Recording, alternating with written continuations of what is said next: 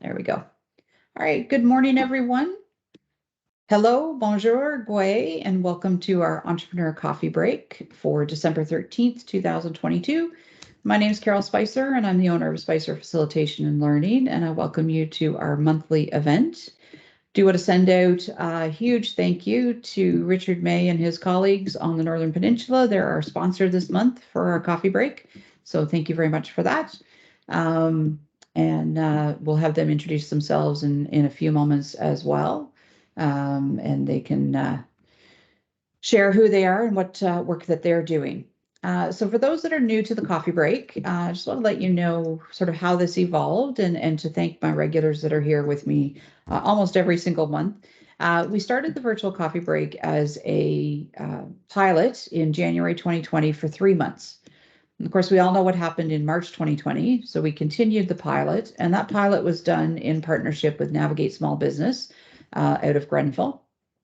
And we continued to build this network. And when we started our first session, the first 3, 4, maybe even 5 sessions, we would have maybe 3 people, 4 people. We kind of have a few regulars coming in, and I know that Sharon, I think, has been at almost all of them, so she remembers the days of small groups. And then we started to take off, and we started getting 30 and 40 and 20 and different topics that would come in, and the community has built. So over the 2.5 years, we built that up, and then Navigate has changed a bit of their mandate. So we've lost their funding, but I didn't want to let this go. I think this community is very valuable to a group of entrepreneurs to connect. And we get to speak to all our support agencies, which we couldn't do this without. So having folks like Carla and Richard online to connect with really is extremely helpful. So we've continued it, and I've looked for sponsors. So again, CBC Nortip this month has agreed to be the sponsor, and I do have others lined up for the next couple months. And I'm very pleased to be able to bring that to you. So if you found your way through chat, feel free to say hello. Let us know where you're joining us from. So I will take a moment to acknowledge that I'm joining you from the beautiful community of Pasadena, which is on the unceded territory of the ancient Beothuk. And I ask that you join me in acknowledging with respect the diverse cultures and traditions of all the Indigenous people in our province. So the Innu, the Inuit, the Mi'kmaq, the Beothuk, and the Southern Labrador Inuit. And I think it's important that we recognize the lands that we are on and where we come from. So thank you for doing that with me. So for today's coffee break, it's an opportunity. This is an opportunity for you to let us know who you are, to maybe make some connections. One of the really interesting things that I have seen happen over the last couple of years is when sales are happening in chat. You know, people are connecting with each other and figuring it out. I'm taking advantage of that. I met Colleen through this. My daughter's engaged. I'm going to that bridal shop next week. So I'm really excited when my daughter's home for Christmas. I wouldn't have known about Colleen if it wasn't for this type of chat. So opportunity. So this is your community. We really welcome you to come in and share and get to know one another, and maybe, you know, recommend each other as we move through our businesses and about our day. So for this month, I do have lined up a few folks, and most of them are on here with me.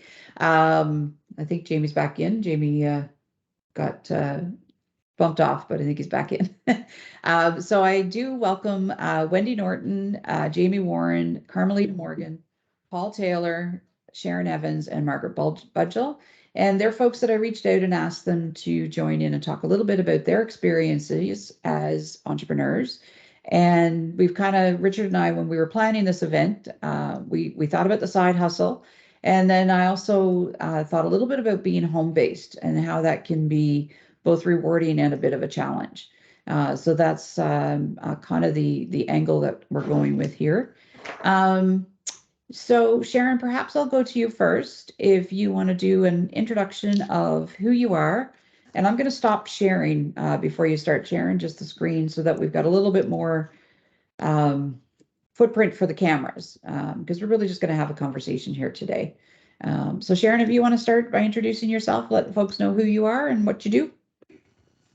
Good morning, everybody. Thank you, Carol. And yeah, I haven't missed very many of these coffee breaks, and I'm not having coffee this morning.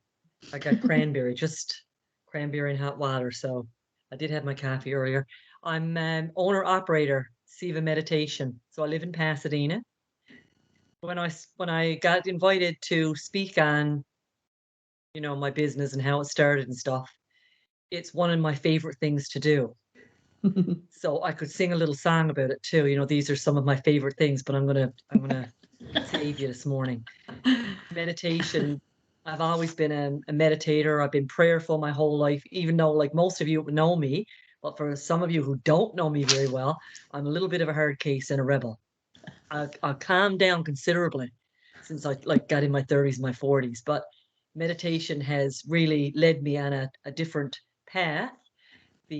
So I decided then to train. I did my training in California with Deepak Chopra. I met Deepak through Oprah Winfrey. You'll notice I'm a real name dropper. I'm myself and 8,800 people went to see Oprah in Toronto. Carmelita, you and I were there in that lineup, small intimate group, on our way to the Rogers Center. But I met Deepak there, and he was speaking the language of world peace and how that's possible with this meditation practice. So, I jumped on, started my training, walked away from my life, even though my mother said, you're crazy. Got a lot of support from my friends and colleagues and family, some not. But it does take a village. It does take a village to get this kind of a movement going. And Enlo have been there, businesses like Enlo and Navigate and all of you great people out there in social media land have supported me. And yeah, so I operate at home in Pasadena, and I move everywhere from St. John's, Port Bass, Grand Falls, Northern Peninsula. I've been everywhere, man. So like I go through Zoom now. So since COVID, Zoom has been one of my best friends. In the beginning, it wasn't. It was a nightmare. But a lot of good training out there, a lot of good grants that have opened me up to training.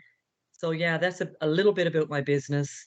And I'm looking forward to connecting a little bit more about you. And if you got some questions after, thanks a Excellent. million for listening. Excellent. Thank you.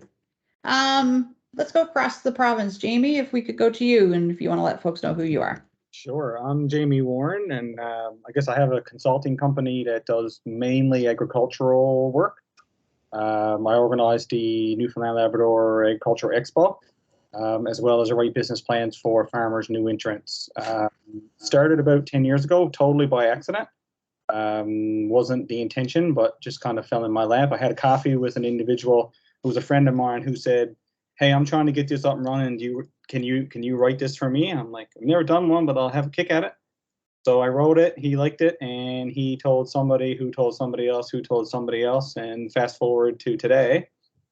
Um, the main reason I did it was I had 3 young kids at the time, so staying home and doing the dad duties made sense as opposed to paying out a salary just for childcare.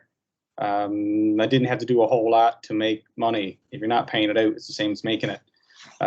So that quickly became a lifestyle. And now, Carol, I don't know if I could go back to an office. I want the traffic and the driving around and on schedules, everything else. I just kind of adapt to my own schedule.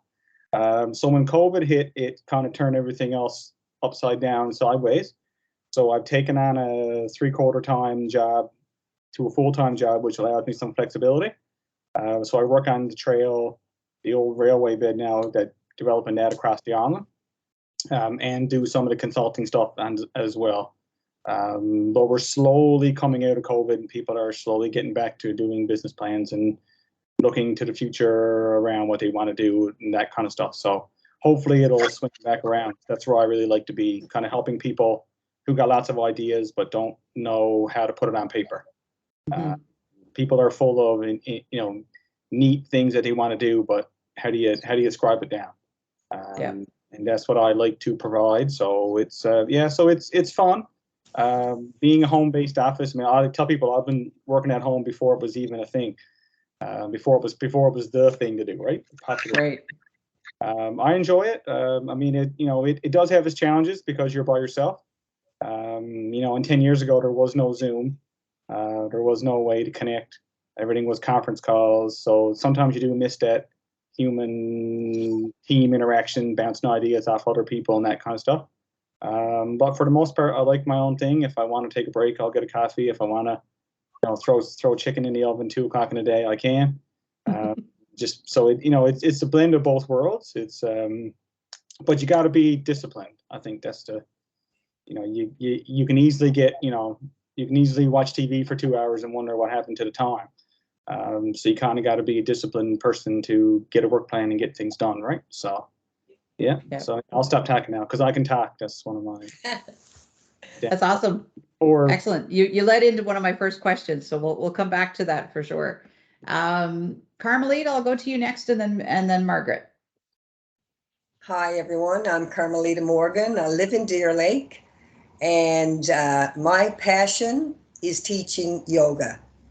And I've been doing yoga for over 30 years and teaching going on 13 now.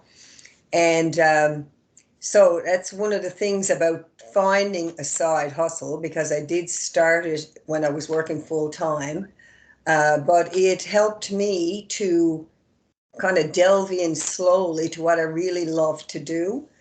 And so that's been fabulous, and it's just grown and grown and grown. And I know I see the benefits that people are getting from yoga. I love that. So I really consider it my purpose. And I teach all around the West Coast, sometimes across the province. And I've held retreats. I've helped co-create retreats with my friend Sharon. And we've done a lot of fun and interesting and meaningful things together when it comes to meditation and yoga. And another good thing I have found about it is it's allowed me to explore, or it did allow me to explore something that I could do in retirement. I am retired now, and I'm full-time at this. And I'm loving it. I mean, I'm never bored. I never have like free time that I can just, well, I have my free time, but I'm never wondering what I can do. I just always have this, and I find I'm called on more and more for it, and I'm so happy about that. So that's a good thing about it, I think, is it allows you, a side hustle allows you to just delve slowly into something that you're interested in, and maybe even look at, could I do this full time? Could I quit my job and work at this full time? And that was never an interest of mine, but it could be for other people. And also, yeah, it's great to look at down the road for retirement if it's something that you love. Awesome. Excellent. Thank you. Welcome. Margaret, I'm not sure if you started as a side hustle or if you jumped right into full time, so you can let folks know who you are and how you got onto your journey. Thank you. Good morning, everyone. I'm Margaret Budgell, and I own River Mountain Realty. It's my first Navigate meeting. I've done some Zoom meetings, but not a lot, so I'm a little. I was downloading the Teams thing, and I thought, oh my God, is it going to take like an hour for this to download? Now, I went into panic mode at 20 after 11, but anyway, here we are. So no, it wasn't a side hustle for me, and I was very interested in listening to that, because when it is a side hustle and it turns into your career or your workplace, then that's awesome. But for me, I worked for a company selling real estate, and it went bankrupt. So I had to make a decision just about 14 years ago. It'll be my 14-year anniversary now on the 15th of this month, which is only a couple of days. Wow, awesome.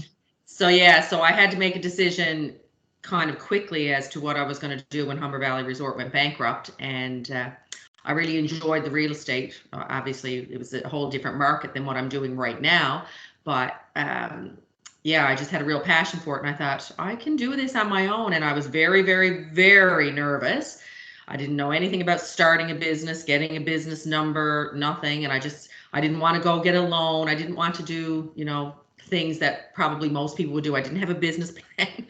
So I just sort of figured it out and got a business number, found a client in Humber Valley quickly. And it took me 4 or 5 months to make that first sale. But anyway, when I did, I thought, okay, I think I can do this. And setting up an office from home, I thought, oh, God, I don't know if I'll be able to do that because I'm a real people person. So again, going back to what Jamie said, sometimes you think this is great because you have all this time, but you also miss out on people, and that's what made me nervous. But of course, the type of business I'm in, I'm involved with people all the time. It's just, you don't see them on a regular basis. So anyway, yeah, so that's was my start. 14 years ago I started, and didn't have anybody with me for the first 2 to 3 years. And then all of a sudden I had a couple of people approach me and say, we'd like to be real estate agents. Would you be interested in having a couple join your team? And I said, sure, that would be awesome. Let's have a chat about it. And I don't offer an office space. I'm not like Remax or Royal LePage or whatever. I said, I work from my home, so I want agents who want to work similar to what I do and not have that. I'm there for support throughout the whole process, but I don't have administrative staff and all that. So that was somewhat of a challenge, I guess, to get through my own head as to how I can grow my business with people without offering the traditional type support that most real estate companies would offer. But anyway, from that time until now, there's now 8 of us in my company. So I have 7 agents, and 3 or 4 of them are brand new this year. So, yeah, so we're going from here, and we sell real estate. We're everywhere on the West Coast, and I just have my first agent now in St. John's, who's going to be hopefully selling lots of properties out there and continuing to grow. And just going back to what Carmelita said, from a retirement perspective, my goal, and it's funny, my husband and I talked about it just the other day. I said, if I can do this for another, 10 years and be active in the market myself, and as the other people grow, my goal would be to, by 10 years from now, which would be hopefully a good retirement type age for me, that they will be able to continue on, but I can still manage the business and be the administrative support for them. So that would be my goal, to continue on. Not no plans to retire, but just continue it on. So we'll see how it goes. But I'm very happy where it has developed, and I love the network of people. Enloe has been a great support. I'm not as familiar with Navigate, but I plan to learn more. I'm now a member of or have been for a while, but getting more involved with the Cornbrook Board of Trade. So it's all about getting out there and networking and looking for the supports that are around. And this is what keeps me going, when you can find groups of people to socialize with and talk with and balance things off. So yeah, that's awesome. me. Excellent. You just summed up the whole reason why we do the virtual coffee break. Oh, it's that networking and that connection. And my family makes fun of me because they say, Mom, you don't drink coffee, but man, you go for coffee. And I'm like, yep. So Sharon knows that when I go out, sometimes it's milk. But because of the time of day, my wonderful administrative assistant has just brought me in my cola because it's midday. Oh. So my door opens and it just magically appears. So I can do it without him. But excellent. Thank you, Margaret. We're happy to have you. So my 2 side hustlers, Wendy and Paul. I'll go to Wendy first. Hi, so I'm Wendy Norton from 2 Essential Sisters. So, my sister, who's in Northern Ontario and I'm in Newfoundland, we've always been dabbling into stuff. Like 26 years ago, we were making candles and selling them at the Valley Mall flea market. That's one thing that we did. We had a business called Anne's Angels, and all the money went to the Cancer Society. So we kind of give that up because, we were raising our kids and both of us working and whatnot. So about 2 years ago, we started a whole wellness journey with, getting rid of fragrances and moving more towards a more healthier lifestyle when it comes to using essential oils, not using the Scentsy products, getting rid of fragrances in our houses and things like that. And we kind of started 2 Essential Sisters from a kind of like a wellness journey. And from there, listening to the customers and, talking through, we kind of guided us to this whole journey of crystals. So we actually run a Facebook page our biggest opportunity is our website, which is hilarious because I work for Staples, but anyway, it's that time thing, right? So, now we launched our own essential oil blends. So, to support people in their journey, whether that's anxiety or need healing of some way, shape, or form, or whatever that might be. We have protection, different types of essential oils, and our customers have really told us what they kind of would like for us to see. So we've kind of the last year transformed into not just essential oils, but more blends supporting people's wellness journey, along with crystals. So when my sister came here in the fall, the whole point was to introduce her to the markets, because I do all the markets. The Best Coast Market is bar none one of my favorite ones to do. And Fiona hit. So from that launched me getting my husband to put up walls in the basement, and we gyp rocked. And next thing I knew, by the end of the Saturday, we had our crystal pop-up shop. So now we actually have a shop in my basement where people can come and shop, which is a bit weird, but we're getting used to that. So really, it being a side hustle is, it doesn't feel like work. That's, I think, what I love so much about the side hustle. I could spend 8 hours in my basement, logging inventory, working with the Square app, fiddling with the website. And next thing I know, it's 5 o'clock and I have absolutely no clue where the day went, but the shop looks amazing. So, the side hustle for me is really all about doing what I absolutely love to do. So if that makes sense. Yeah, perfect. And I have all my, I've got all my stones with me in my office that Wendy guides me with. Yeah, all your amethyst. Yep, it's got to be purple. I had to find the purple one and find out all the properties. That's right. Awesome, thank you, welcome. And Paul, I'll turn it to you. Hi folks, good morning. Paul Taylor. I know, I guess a lot of people, a lot of familiar faces here. Lots of Pasadena people for sure. Yeah, so some of you may know me in my daily role. I work for the government of Newfoundland Labrador as the tourism development officer here in Western Newfoundland. And in that role, I help guide, mentor, review all kinds of business plans, help people get money, all that kind of stuff. But my side hustle started a long time ago. My dad started a DJ business here in Pasadena. Played for many fire hall, Kingsman, Lions Club parties, all that kind of stuff, weddings and all that. And I kind of just migrated into that when I became probably 15 or so. Around that time, boys are liking girls. This is a good opportunity for me to get out and meet everybody. So, did that for quite some time while I attended university and whatnot in the area, and went away for school, some jobs.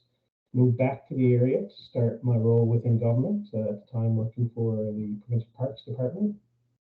And I just saw an opportunity. So I'm an opportunist DJ who said, yeah, I like money and I like any business for solving a problem for somebody. People needed somebody to entertain them and particularly just provide music. And there wasn't a whole lot of folks in the area doing it. It wasn't a large startup cost either.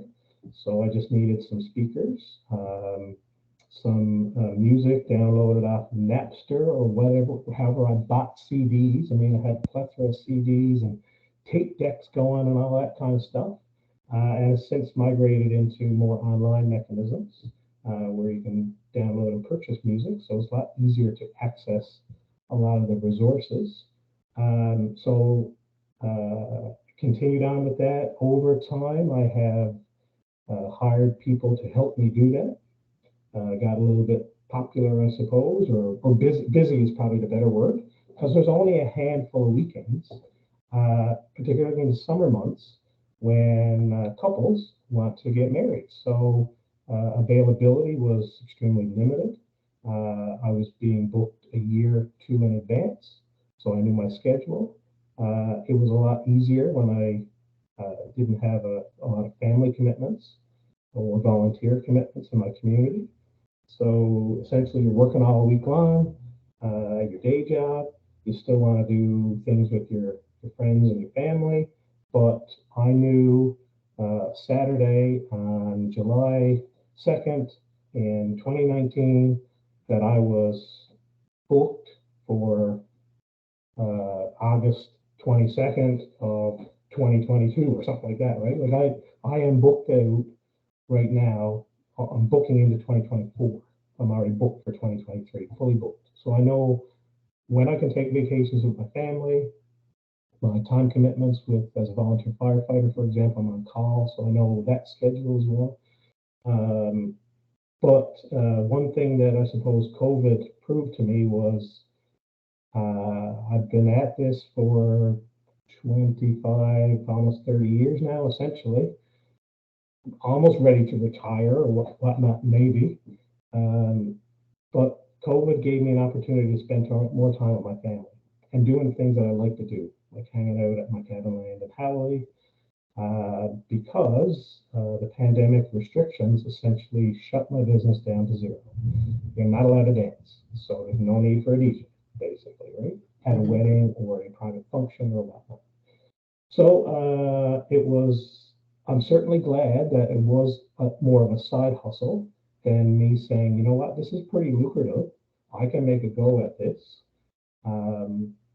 So like I counsel a lot of people in the tourism industry, they sort of have the same kind of thing going on, right? Unless you have a lot of infrastructure or whatnot as an accommodator but as an experience provider or an attraction or something like that, there seems to be a supplemental income into the mix to make it all work, because we are a destination that is primarily accessible, high season from a tourism perspective, unless you do winter stuff.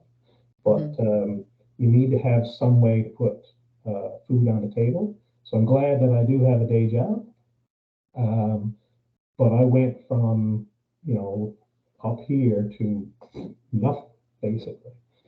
So that was one of the challenges that I have had to talk about over time with a lot of people.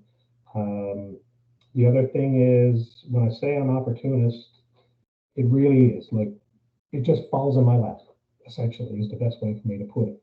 That it's strictly, or not really strictly, but I mean, it's word of mouth. A bride gets married, somebody's at the wedding, they come on up, say, do you have a business card? I'm like, yep, here's my business card.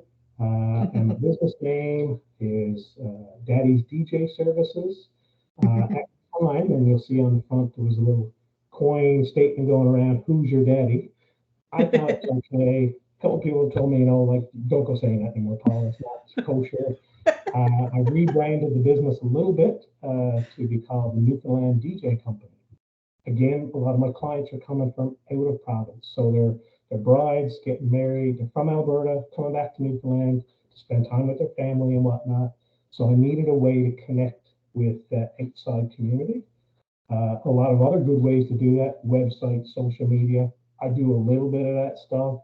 I've got a website, not fully developed, just can't find the time to really get it live and everything. But it was more word of mouth, right? Like, there was always somebody who said, who's a DJ in the Western region, or who's in Newfoundland who's willing to travel around. It is a very small community, right? There's probably more folks out in St. John's area who do this more regularly, as this is their bread and butter. And I'm part of that. There's a Facebook DJ group. So I kind of saw all of that commentary going back and forth. And like the tourism industry, a lot of those folks were certainly hurting. They were the ones who were on the CERB and whatnot, who either took the plunge or they were busy enough during summer months or a calendar year, or they had diversified enough to bring on other DJs and whatnot. They were quite busy, right? Because I get regularly, like the July and August month, there's 3 to 4 telephone calls for all of those Saturdays, basically. So it's a first come, first serve, taking the deposit to secure it for their benefit and mine, that I know they're serious just as much as I'm serious to give up my weekend. So it is more of a side hustle for me, and I don't have to put in a lot of effort other than be polite, be available, a little funny maybe every now and again, but like I'm not a DJ who spins music or nothing like that. I just press play. And over time, I get to know what people like to listen to. So that's about it for me, I suppose. Awesome. Thank you, Paul. I didn't know your dad started, so I learned something new. Yeah, Dad started, I don't know, Margaret might have went to those teenage dances way back when, maybe, right? I'm not sure. I definitely did. Lauren Taylor's music was playing. Yeah. Yeah, I've danced to Paul several times, and unfortunately, he's already booked for my daughter's wedding in 2023. So, but he's done several family members, which has been a lot of fun. So thank you to my guests for introducing yourselves and telling us a little bit about your business and some of the challenges and some of the things that are working for you. Sharon, I'm going to go back to you. As a home-based business, what are some of the challenges that you face? Or do you have any challenges? I got to say, the biggest challenge for me, Warren kind of leaned into it, was discipline. I'm very disciplined, but I find that I get distracted with housework or laundry, like, starting dinner. And where I'm here, it's almost like it's still my responsibility.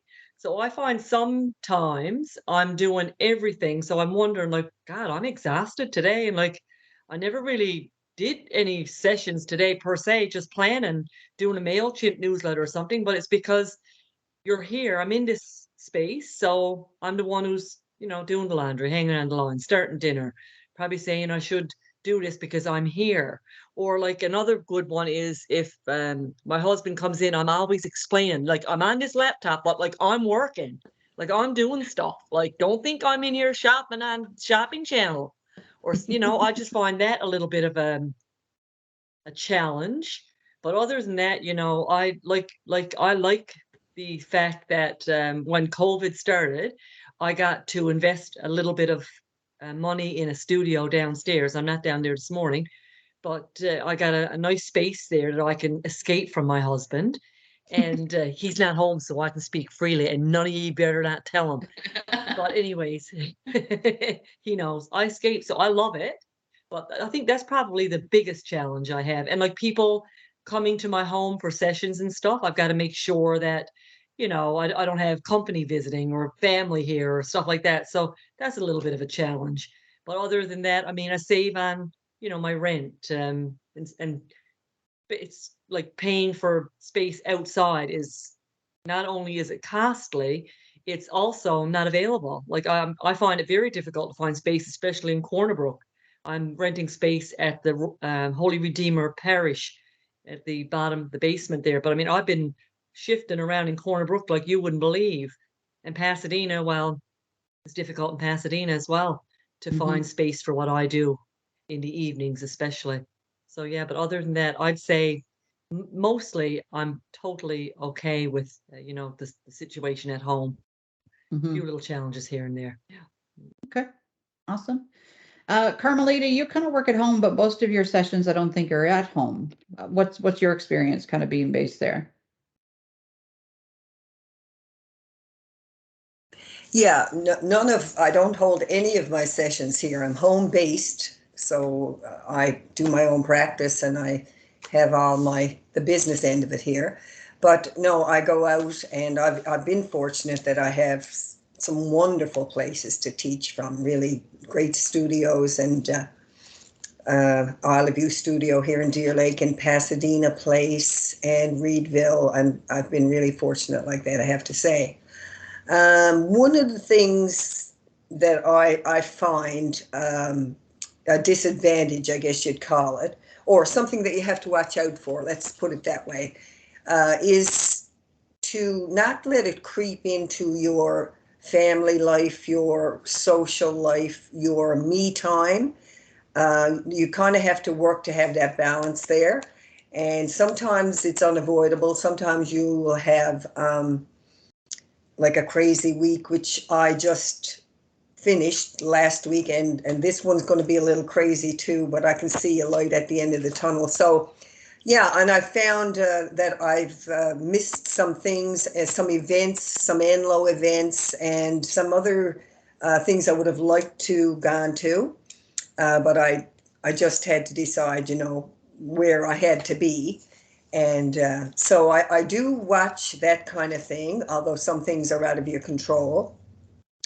So I really make an effort to think about, what's best for me at the time, and what can I let go and just give an explanation for and just move on like that. That's a big thing. So I guess balance in everything you do for everyone in any kind of business is very important. So, and self-care. And I really do talk about that a lot when I'm with a group of entrepreneurs, because I've known myself that it's come to a head for me sometimes, and I've really had to step back. So I've learned from that, and I like to tell people about it.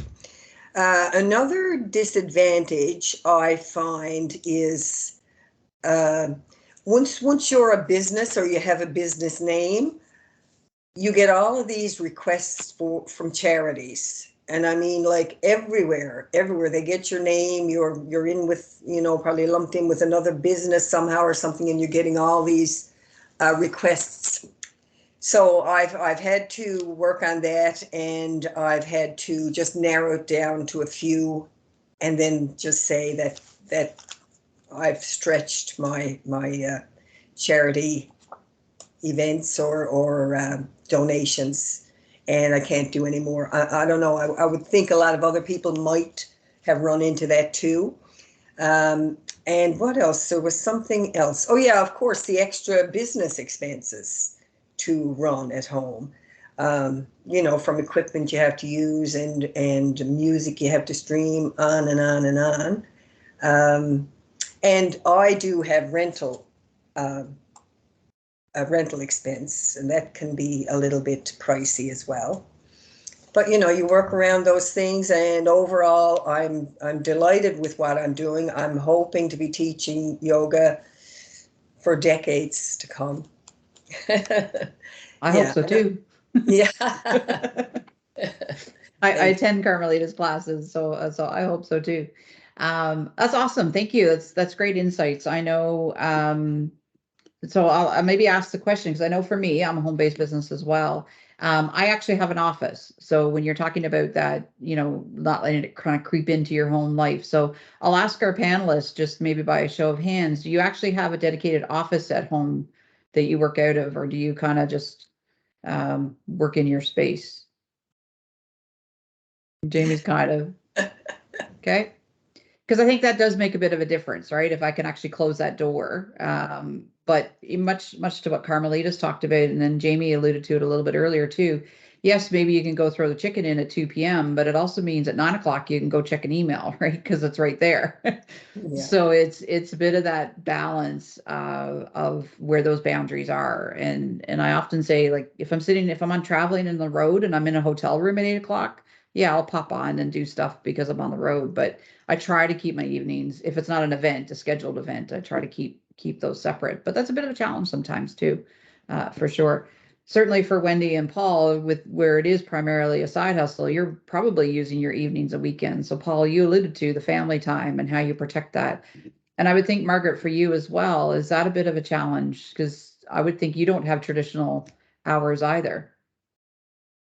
Yeah, as I'm listening to the other people, it's exactly my challenge is the trying to discipline yourself or find the way to have your own time, because there is none. Real estate is 24/7, and it's just the nature of the business. People can say to you, well, I'm sure you don't have to work on a Saturday or a Thursday evening or a Sunday afternoon or whatever, but you really do have to in this business, because if you don't take that client who wants to go look at a house or wants to list their house, they're going to move on to the next person, because that's just the way real estate has evolved. So that is the biggest challenge. And I was thinking about that as you were just saying that I do have a dedicated office, and I can close the door. It's closed right now, but there's a glass there. My husband just came home for lunch, and he's looking at me through the window, and I'm going, go away, go away. So I can give the signal, but it's just like, they're still there. And we've had situations where there could be a crowd of people here or family dinner, and I'm getting a phone call about something. I got to come in here and kind of find a way to block all that out, which you know, I have the space to do it, but it is a challenge sometimes, definitely. Yeah. Yeah. And Margaret, you talked about being a people person and that you're with people. How do you find it being at home? Like, is that a bit of a That's what challenge I as find well? the hardest, I think, you know, and again, I really enjoyed my getting up and going to work every day before I started my own business, because I was with people and I just enjoyed it so much. So I guess I picked a business, or this business that I'm into still involves people on a regular basis. And I do get out and show properties and get involved. And that's the part I love the most about my job. I don't like sitting in here in the office. I love going out and meeting people and going house to house. And that's what I enjoy. So I make the most of it when I'm out there. And then I just think, you know, to be honest, I don't have a lot of time where I have to sit back and think I'm feeling lonely and I need people. So I guess that's a good complaint for being a people person, because I don't feel like I was nervous about that, but I don't feel like I've ever really gotten to the point. Early on, I think I did feel it more when I was, you know, first started, because I didn't know who to even reach out to when I had questions and stuff. But as my network grew and I got involved with groups like Enlow and whoever, just talking to other business people, then it helps. So yeah, but the other challenge with working from home like this, especially in this type of business, just happened this morning. I have a sign on my front lawn, of course, that says sales office. And of course, you get up in the morning some days, like I said, you don't want to do your hair, you don't want to get dressed or whatever. Sitting here in my office, then all of a sudden somebody's knocking on my door. And I'm going, oh God, why did I not just get myself ready this morning? So that's my other challenge. Then I have to open the door and say, oh, excuse me. Anyway. Yeah. He made an offer, so it didn't matter. There you go. There you go. It's funny you say that, because many of you will know I moved from Ontario to Newfoundland 13 years ago. And I think it was actually Paul was the first person that said something to me that really resonated. And that was, in Ontario, if somebody asked where you lived, I lived in Mississauga. So you gave a major intersection. Well, first of all, there is no major intersection in Pasadena. So anyway, I was doing I worked for the provincial government. Paul was one of my clients. So of course, came in conversation. He's in a class with me, and he said, you know, where do you live? And I said, Pasadena. Oh, where do you live in Pasadena? Oh, you know, live on Wag Place. Oh, you must be that new beige one that just went up. I'm like, oh yeah, my house is beige. Oh my God. So this whole, you know, small community was like, first of all, there's no major intersection to hide, but not only that, he knows the color of my house. Like, how does this work? You know, and now he's my neighbor. He actually lives on my street. But you know, it was seeing people in the grocery store on a Saturday with the hair not done and you know, the sweats and not the suit that you dress to work. And it was like, okay, I just gotta let that go. You know, it's okay. Carol, the other thing too about Pasadena, somebody's coming to visit and they'll say, well, where do you live? Well, first person you see, say, where does Sharon Evans live? They'll tell you, well, everybody knows where everybody lives mostly. Yeah, right? exactly. Exactly. Try that in Mississauga. Exactly. Mississauga, you never had to do that. So Jamie, if you want to, you touched a little bit on challenges too around the discipline, and is there anything else that you would share about working from home? You talked about dad duties and balancing family life. Yeah, no, I mean, you got to know when to turn it off. And I cheat because I use my iPhone. Like, there's a focus and non-focus button on your iPhone, so I just turn my phone on, turn the focus to sleep or do not disturb. And then I can still see who's coming in, but I don't hear it ringing, or I don't, because if I see an email, it stews in back in my brain until I answer it. And I'm guilty of doing that. And that could be at 8 o'clock in the night. If I see the email, I can't wait until the next morning, even though it probably can't.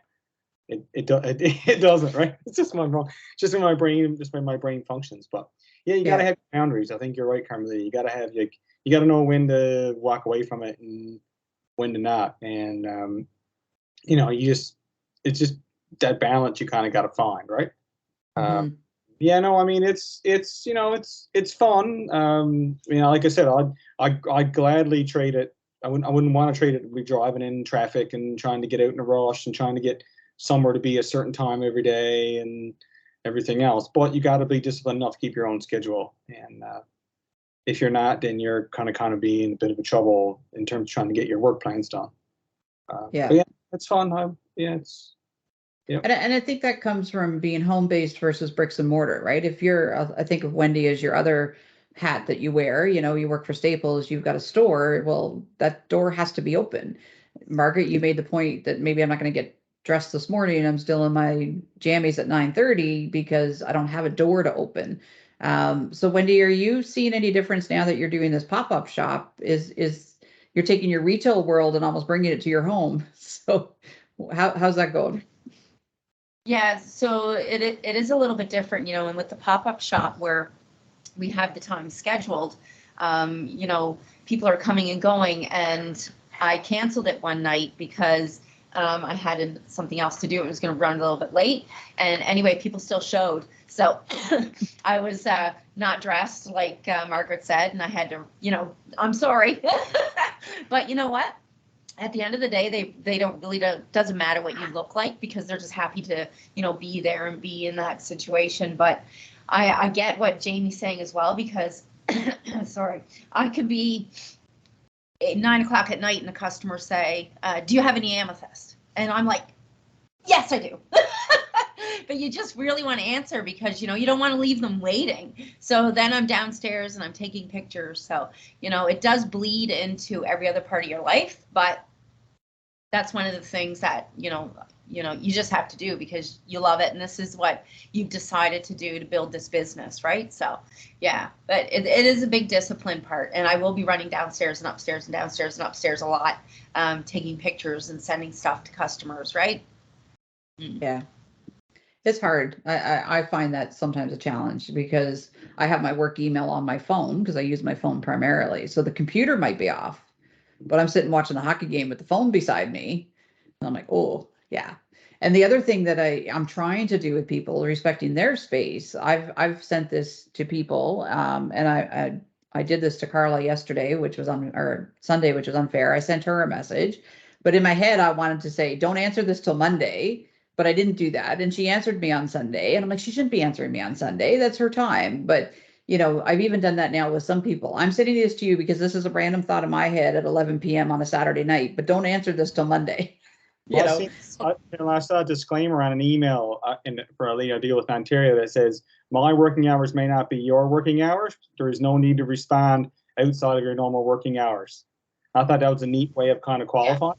I like that. But then people can say, you know what, because this person schedules are all over the place now. People are working all kinds of weird hours, whatever suits them. So you get that email at 9 o'clock in the night. You may think it's important because someone sent to you at 9 o'clock in the night, but that may be just their regular working hours for that particular day, right? That's a good point. Yeah, Jamie, that was actually exactly what I was going to say. That's something that Staples launched, and all of the internal emails do say that. And I thought that was a great, disclaimer just to put on the bottom because our payroll analyst, I get the weirdest, she sends emails at 11:30 at night. So obviously she has kids during the day or whatever, and she's working on off times because she does work from home. So, but I love that little disclaimer. It just kind of alleviates any kind of pressure to answer. So you get an email with a couple of questions. You're thinking, if someone's sending me that on Saturday, that must be important. So therefore I should respond, right? Whereas it may not have been important. It might have been like you now, just a data dump in your head. Like I had an idea and shoot it off. Yeah. Right? So I'm guilty of that. When the thought comes in my head, out it goes. Yep, exactly. But you're right to that because we also don't know where people are working. I had a workshop a couple of weeks ago, and a lady was working for the government of Canada out of the Gatineau, Ottawa region, but she joined us from Switzerland. That's where she was working. She's employed in Canada, but her partner's in Switzerland, and she was joining us. So we were like, well, what time of day is it? She's like 7 p.m. She was joining our workshop. We had people in Yukon that it was 9 a.m. and she's in Switzerland at 7 p.m. and I was in the middle. It was about 2:30 in the afternoon. So yeah, I mean the hours are no longer, static anymore because people are moving and doing things at different paces, right? Any questions from any of the attendees for our panelists? Anybody have any particular questions you'd like to ask them?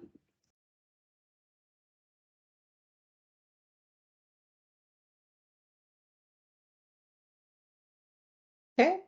I guess one of yeah, go ahead, Richard. Did you need startup money, and if you did you have any problems getting it? Okay, so Paul, I think I'll start with you. You said your business was easier to start up. So did you use any startup money, and what was your process if you did? It was easier to start up. However, it took a big chunk of change out of my personal net worth. That's the easiest way for me to say it, I guess, right? So startup sound system was well over $10,000 because I wanted to buy good equipment that would provide reliability for me. At the time, again, let's go back a bit more. I inherited a lot of equipment, so it just kind of was given to me, passed down. And then I moving back, started my job with government. Didn't have any kids, didn't have a dog, didn't have a girlfriend, so I had a good paycheck coming in. So I took all that money and whacked it down on a good sound system. So I knew I had to spend money to make money, basically, but I used my own. And I didn't even know, like, could I go to the bank and ask for a loan, or the question I get now, I'm looking for non-repayable contributions, Mr. Taylor. Point me in that direction, basically, right? Because everybody's looking for something for free. Yeah. But no, Richard, I guess, no, I just kind of knew I did the math, knowing that I can charge this much money, and in 6 months to 12 months to 3 years from now, I'm going to have this much money if it all works out. So I was like, yeah, forget it, I'm just going to spend this much money, right? And that dollar value I just tossed it out there, but it was quite expensive for sure. Yeah. Jamie, you said you fell into things kind of accidentally. What about you? As you sort of ramped up, did you go after any startup funds? Really need it, just a computer and what's in your head more than anything else. Yeah, I mean, it was the computer and internet access, really. And I mean, when I did the first one, it was more of a favor for a friend. And then I was like, then it was like, yeah, that worked, you know, then it was like, then I got a call, right? Like, you did that for so-and-so, can you do that for me too? I'm like, yeah, I guess so. And, and then it was like, you know, now I've done about 40 of them. So, I mean, it's, you know, so it's yeah, but there's no cost. There was very minimal startup, just a computer basically. Yeah. So it's easy like that when you're selling knowledge more so than selling a product. Yeah, for sure. Richard, do you want to share with the folks what your programs are? Because I know anecdotally, speaking to different people, some of the challenges that a lot of organizations have or individuals have, a lot of us are solopreneurs here. Margaret's got some staff and Wendy works with a partner. We don't seem to fit in a lot of the programs if we do want to go for funding. So maybe if you could talk a little bit about what you do offer at CBDC. Each CBDC offers things a little differently. So what I say might not be applicable in Corner Brook. Okay, fair. We have two different loan products that are for small loans. One we call micro loan, and it's for up to $10,000. And most of the people that apply are home-based businesses. And we have another loan product for up to $30,000. And again, it's mostly home-based businesses, but a lot of fishers apply for it too, for something like an outboard motor or piece of gear. So both of those loans are fairly easy to access. And for those that have retired from one career and they're starting another, they may qualify for the self-employment assistance program, where if you're working a minimum at your business of 30 hours a week, you can qualify for up to a year, and it supports seasonal businesses as well as year-round. That would be the key ones for the small business. But you know, we offer up to $150,000 in loans, and as we all know these days, the interest rates are all a little bit more challenging for the small business operator and for the household. But our interest rates are fairly competitive, but it's the service that people come to us for, not the interest rate. Yeah, because certainly you would be able to provide support services and guidance around business plans and those types of things. And the networking, I would think too, Richard, would be a real benefit to come through you, right? Most of the things these days around business planning, we If they qualify, we would refer them to the CAS program, and they might even be able to get financial assistance to get someone like Jamie to do the business plan for them. And it makes it a lot easier for them when they're actually accessing an expert rather than, well, not to say that we're not experts, but we're not specialized. Mhm. So you get specialized skill in certain areas, and some consultants are better for some subject matter than others. And it's good to have a spectrum of them that you can refer clients to, even if they're not able to access CAS. Yep, absolutely. I know that I've had several clients use CAS to ask me to help them with their business plans. I call it making it pretty, Jamie, because they still have to give all the information. I can't come up with their pricing and their forecasting and all of those things. I'm just putting it in a format that's a little bit more palatable for those like Paul that are reviewing them. You got to go A, B, C, D. You can't put D in front of B, right? And C got to be in just, it's just placement, and that's the knowledge power, right? That we have to be able to take that information and put it in a form. But they give you all the information. You're right. Yeah, yeah. I did use the self-employed benefit program with Carla at Enloe, and that was a great program to get me started. She was my startup advisor at the time. Now she's my growth advisor, keeping me going. And that's a great program. I think the biggest tip that I'd give somebody on that is you really can't have started yet, right? It has to be just an idea. You know, you're not out there already online and have this whole presence, because the whole point of the program is to help you get going. So I think that sometimes that's a bit of a challenge for some people, because maybe they've been kind of dabbling in it, perhaps the side hustle thing, and they've already put their name out there, and then they want to go do it full time, and there's a bit of a restriction there. But certainly it's good to know that there are some funding programs out there to help folks as well. Sometimes you can convince them that your Oh, you just faded out there a little bit, Richard.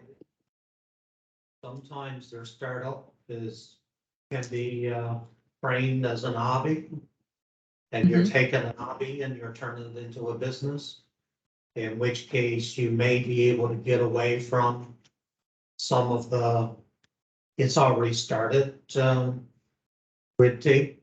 Okay, that's good to know. Yeah, awesome. Carol, I'd like to jump in if I could. Yes, please. There's something that I wanted to say too about starting a business, and we're talking about like business plans. So it's really spurring something in me, because Carla, you and I had this conversation. When I started my business, I really didn't want to do all of that. Like I didn't want to be trained in how to do a business plan and how to, like, all that business stuff. I wanted someone else to do. I just want to teach meditation. That's my passion. That's what I love. But then I had to do training in how to, MailChimp training and Canva training and how to do flyers, because I thought in my mind, somebody else going to do all that. But I guess in one respect, I'm thankful that I do have all that knowledge, and I do have, I got to say, expertise now. I've had training with Carol and whoever else is, in those businesses. A lot of people I've been connected to with Enloe and Navigate. But I really still, to this day, would like to hand all that over. I don't want anything to do with any of it, really. I do it on a daily basis, but ideally, I would take my passion, my meditation, and just teach and show up and do that, because that's what I love, and that's where I'm making, my mark, and that's what I love to do. So, but the rest of it, like the Paul Taylors of the world and the Jamie Warrens and the Carol Spicers and whoever you are out there, like, have at it. Yeah, and that is a bit of a challenge too, not only being home-based, but being a solopreneur when it is just you and you're sort of chief cook and bottle washer. And are you at that financial point where you can hire people to do that? Social media, for instance, there's all kinds of organizations that'll do your social media for you. And yet, are you financially at that point? Or how much do you still Carol, need to be involved? Even if you are, like right now, I'm saying, well, I can flick that up myself now in 10 minutes, or I can pay somebody $300. So now I've got the expertise. But Jamie, don't you?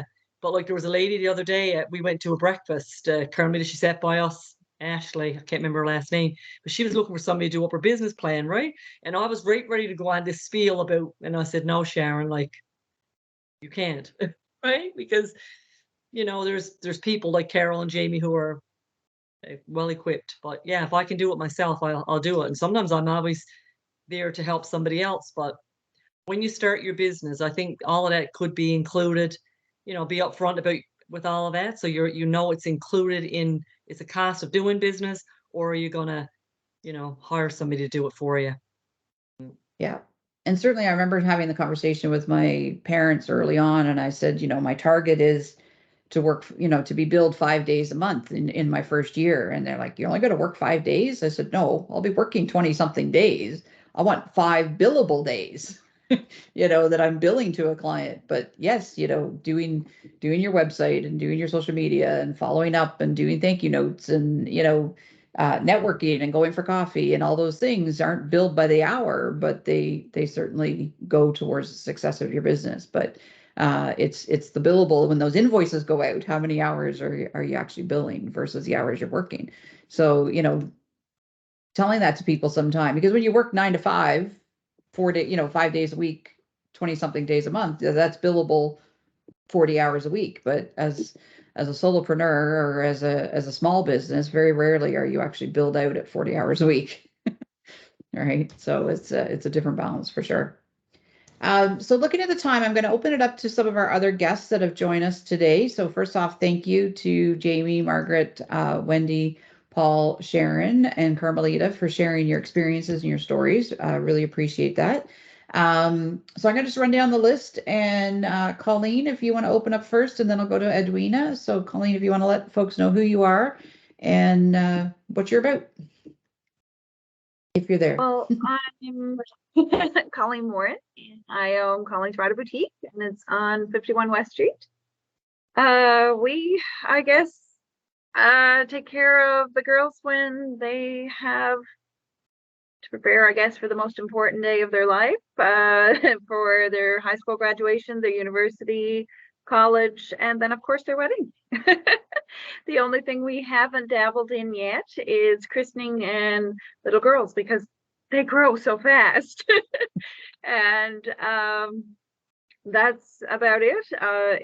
I met Carol and Sharon, I think Carmelita last week for the first time after about a year and a half. Carla, oh my God, she's been a godsend. I can't say enough good things about. Yeah, we love Carla. Wendy. And Wendy, I'm gonna get you to send me some information, because I think I've met you a million times over the years between Staples, I think, and radio show. Oh my, that's a blast from the past. It's a long time ago. But my daughter is really, really into the crystals and the essentials and stuff. So if you can send me your information, I'd really appreciate that. Absolutely, yeah. That's me in a nutshell. The other thing besides Wendy's side hustle, I'll do a plug-in for Staples. They've got the small business preferred program, and it's suited specifically for us, the small businesses. We get an advisor, can help you save on some of your purchases. If you go into Wendy's store, she still gets credit if you sign up through her. So I don't know, Wendy, if there's anything else I'd add to that you would have to add. Nope, that's pretty much it, you know. And you know, being a side hustle / small business myself, you know, I signed up for the preferred program. Basically, you get 5% off, and like Carol said, you do get assigned an account manager, and you can go to staples.ca and make your purchases through your preferred account. So then that way you get discount, or you can shop in store. But you know, I struggle as well with the whole, you know, being as a side hustle and determining, you know, because I had some great signs come from Staples as well. But, you know, I've utilized a lot of Staples programs. And my biggest opportunity is my website. You know, it's a time chewer, and it's definitely not set up for success at all. So, and which is hilarious, because I actually preach digital marketing at Staples. But but you know, when it comes to Staples, a lot of people look at us as brick and mortar, but I don't feel that way. You know, we have 30 some odd associates that live, eat, and breathe here in the West Coast. And, you know, I've always prided myself with like working with Enloe or working with Carol and other people in order to like kind of break down those walls and just see us as, you know, typical Newfoundlanders on the West Coast. So absolutely. Thanks, Carol. Thank you. Edwina, do you want to say hello to folks? Hi, everyone. I'm so sorry for being so late. That's Yesterday okay. and today has been one hell of a week.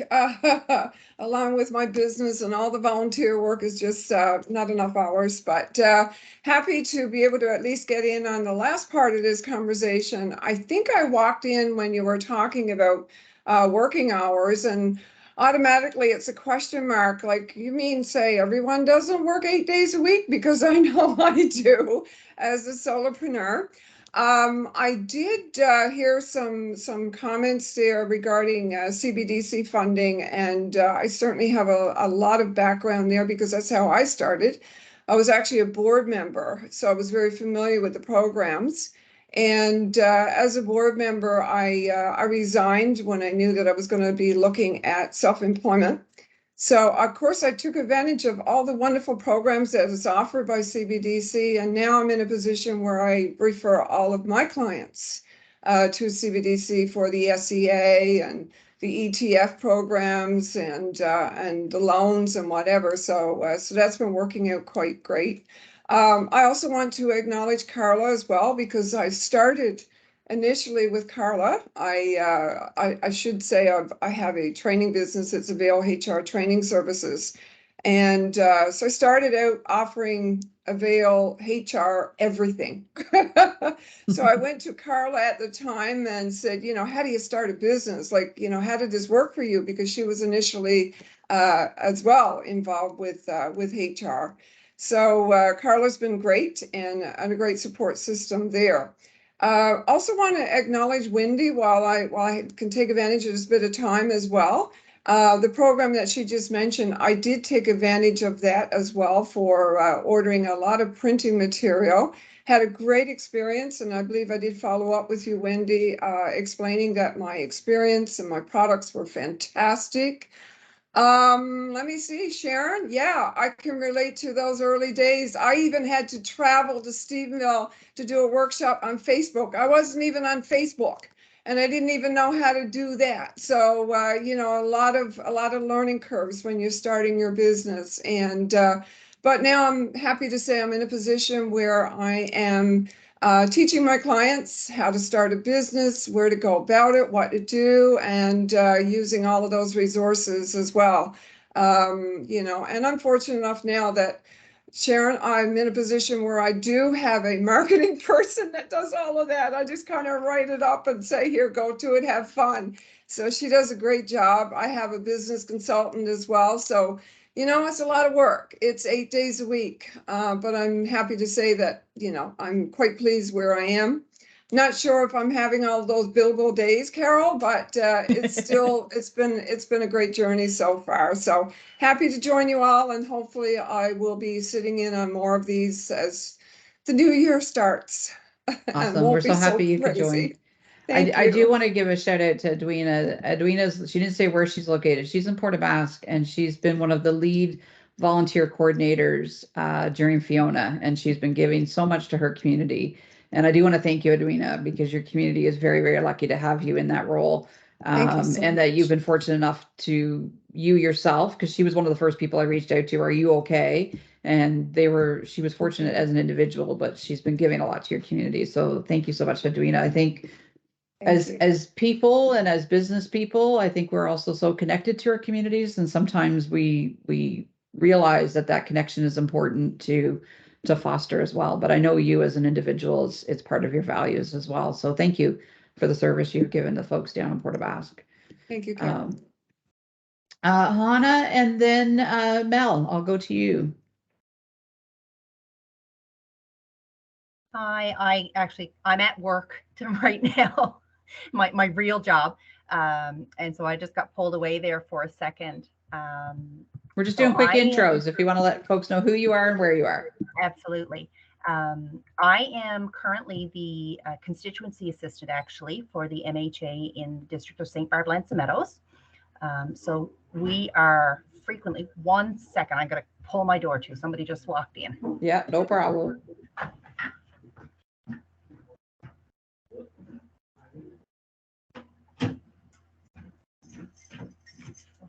This is the busiest day we've had in a while. So I'm up here, so we're always getting requests and stuff from people who are looking to start businesses and wondering what they can do and where they can go. So we're kind of supporting that way. About a year ago, my husband and I had a good conversation with Paul about starting our own business up here. And I've had some brief conversations with Carla as well. They had an Enlow event here a little while ago.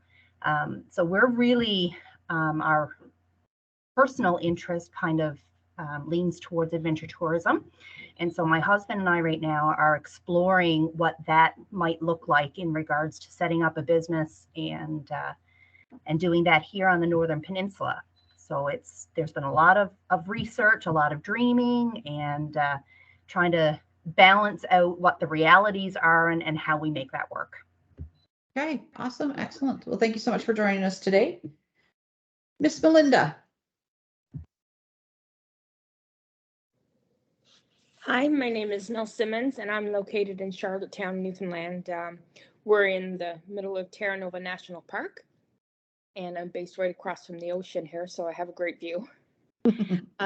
My businesses, I have two actually, both are experiencing a rapid growth. The first one is a food manufacturing facility that manufactures healthier choice options. So we're growing to be able to offer not just better choices for you, but we're actually going to get the certification to be healthy. So there'll be health products. My second business is the Shed Powerhouse, and that is an entertainment, virtual hybrid entertainment service. And I'm the first and only music publishing house in Newfoundland. So we're growing there as well. We're recruiting more artists. We're putting out more videos. We just won 3 international music awards this summer.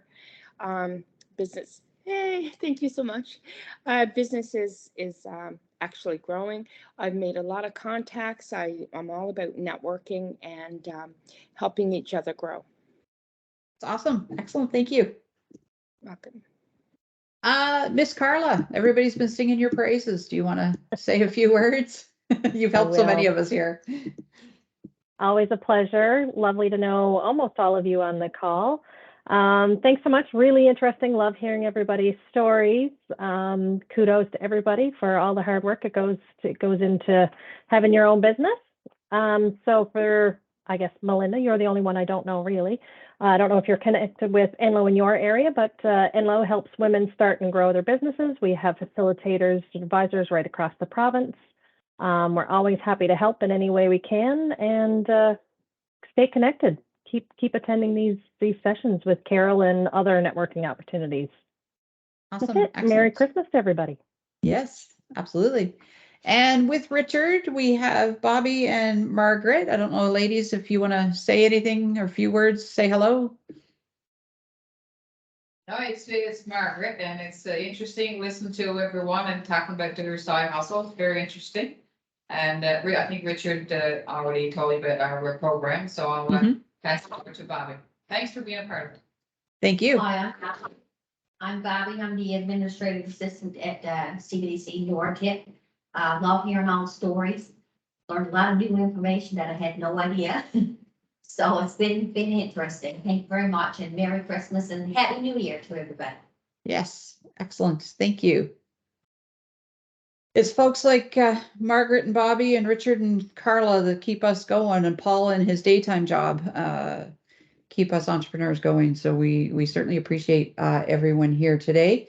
I'm just going to bring up the presentation once again, just to continue off. So once again, thank you to CBDC NorTip for sponsoring today's coffee break. We really appreciate your support in doing that.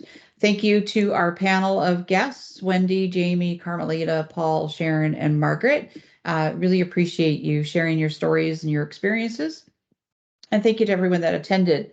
So our next session is January 24th. The Corner Brook Board of Trade is our next sponsor. So I'm thankful for them that are going to pick it up at that time. Sharon, you want to pop in? And the other day when I was thinking about attending this session and what I would offer as a entrepreneur, I sat in there's a few words came to me. So I mentioned it to you yesterday, if I could just read out these few words. Would you mind if I took this opportunity please, go to ahead. read them? Because they came to me, and it is what I spend my mornings. Usually my mornings are like this. And it came to me just in brief. The mindful entrepreneur. Early mornings in contemplation. Cleansing water softly awakens my body. I slice the orange and banana and am filled with thanks. Coffee, your aroma stirs my invigorating spirit, filling my coffee cup that contains those encouraging phrases. Sitting, sipping coffee, time to listen to the quiet intelligence that will guide my thoughts and actions for today. Acquiring joy and peace, I share these gifts. I believe I am the luckiest person alive. Thank you. Oh, Sharon, that's awesome. Thank you. Everyone wants to find the reactions and give Sharon some applause or love. That would be awesome. Thank you so much, Sharon. I really appreciate that. I agree with you. I absolutely love what I do. And I keep saying to everyone now as an entrepreneur, I'm not looking for a job. I'm looking for work. Because I absolutely, to Jamie's point, love the flexibility of the schedule. To everyone else that shared the challenge of sometimes respecting that schedule, and as Carm directed us, make sure that schedule is time for ourselves and some self-care as well. But I love it. I feel I'm lucky as well, Sharon. Thank you for those kind words. Those are beautiful. I'm so happy we have that on recording for others to hear. So if you're interested, again, January is the next one. I will be putting that out on social media and in my newsletter. If you haven't yet signed up, feel free to do so. Thank you. Thank you to everyone for attending. Thank you to everyone for sharing your stories.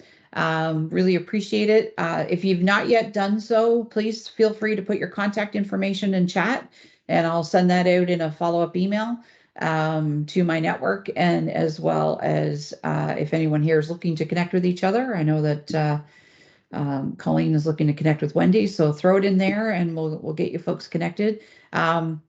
I think Paul touched on it. It's a small province as far as word of mouth, and Sharon touched on word of mouth and references as well. And I think that's what these sessions really help us do, is to get an opportunity to say our story and let people know who we are and where we are. I'm one of those kind of quirky nerds. I love the fact that we've gone from St. John's to Port aux Basques to the northern tip of the province. And I think that's really cool to be able to bring people from all parts of the province together, so that we can find out what's going around in different places. As we talked about, remote work nowadays doesn't mean we're just in our own backyard. For many of us, we can do work in other parts of the province. So it's nice to be able to connect and reach with people. And I'm thankful for folks like Richard and Carla that get to hear about who we are, to maybe, give our names out to somebody down the road. I know that Carla actually reached out to me recently, said, do you have a contact for Jamie?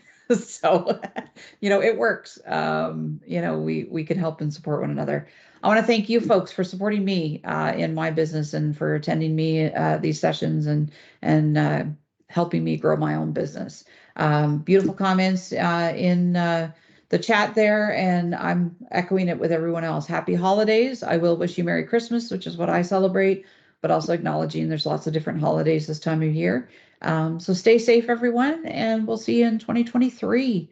Can you believe it? We were having this conversation yesterday that when we were kids, we counted how old we'd be when we hit 2000, because we were thinking that we were going to be so old when 2000 rolled around. Now it's 2023. I can't believe that. I don't want to think about how old I am some days. But anyway, we're lucky and we're blessed to be here. So thank you, everyone. Have a fabulous day. I will be emailing you a link for an evaluation, those that attended. So if you can take a moment to just give some feedback I would really appreciate that. It would help me plan sessions. And once again, thanks. Have a great afternoon, everyone.